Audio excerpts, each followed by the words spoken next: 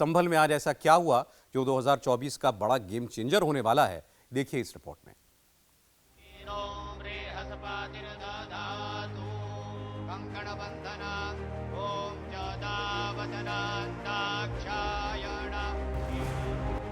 संभल में प्रधानमंत्री मोदी ने बार बार भगवान कल्की का नाम क्यों दोहराया? मोदी ने क्यों कहा समय का पहिया घूम चुका है, नए काल चक्र की शुरुआत हो चुकी है? पहले क्या नामुमकिन था जो पिछले 10 सालों में मुमकिन होने लगा है? कल्की धाम बनने से क्या होगा? हिंदू सेंटीमेंट इससे कैसे कनेक्ट होगा? मोदी एक दिन में कुछ नहीं करते, जो करते हैं उसको पूरी तैयारी के साथ करते हैं। प्रधानमंत्री सिर्फ सनातन के प्रतीकों को नहीं समेट रहे, बल्कि सनातन वोटरों को भी अपने साथ जोड़ रहे हैं।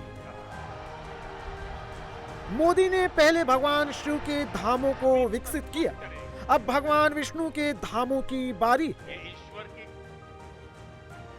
कि कल्की पुराण में लिखा है, शंभले वस तस्तस्य सहस्त्र परिवत्सरा, यानी भगवान राम की तरह ही कल्की का अवतार भी हजारों वर्षों की रूपरेखा तय करेगा। इसलिए भाइयों बहनों, हम ये कह सकते हैं कि कल्की काल चक्र के परिवर्तन के प्रणेता भी है और प्रेरणा स्रोत भी है। भगवान कल्की विष्णु के 10वें अवतार हैं। मोदी कल्की धाम आने से पहले आबू धाबी के मंदिर गए। 22 जनवरी को अयोध्या में भगवान राम की प्राण प्रतिष्ठा में शामिल हुए। 22 जनवरी को देश ने अयोध्या में 500 साल के इंतजार को पूरा होते देखा है। इसी बीच हम देश से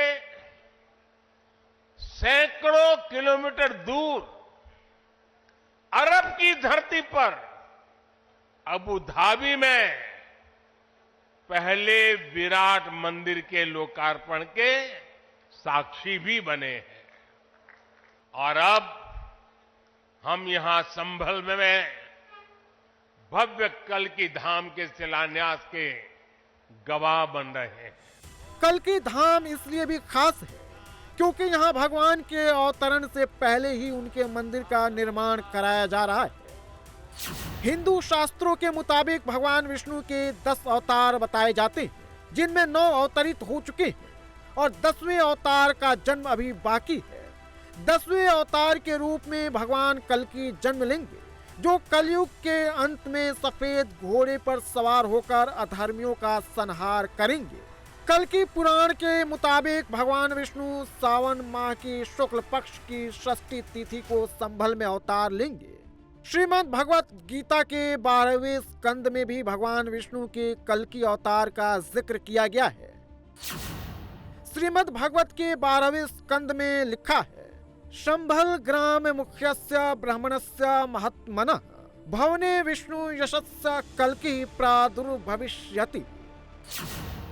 इसका मतलब है कि संभल गांव में विष्णु यश नाम के एक ब्राह्मण महात्मा होंगे, जो बड़े उदार हृदय वाले होंगे। इन्हीं ब्राह्मण के घर भगवान कल्की अवतार लेंगे।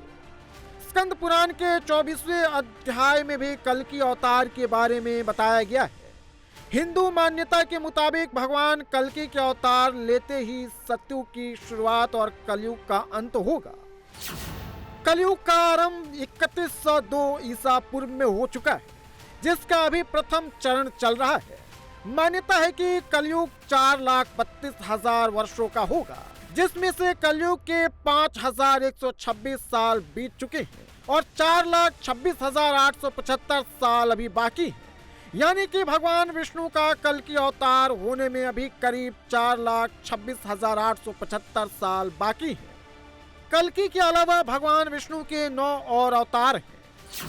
मत्स्य अवतार भगवान विष्णु का पहला अवतार है, दूसरा अवतार कुर्म अवतार है, जिसे कच्छप अवतार भी कहते हैं। इसमें भगवान विष्णु कछुआ के रूप में प्रकट हुए थे। 12 अवतार हिंदू धर्म ग्रंथों के अनुसार भगवान विष्णु के 10 अवतारों में से तीसरा अवतार है।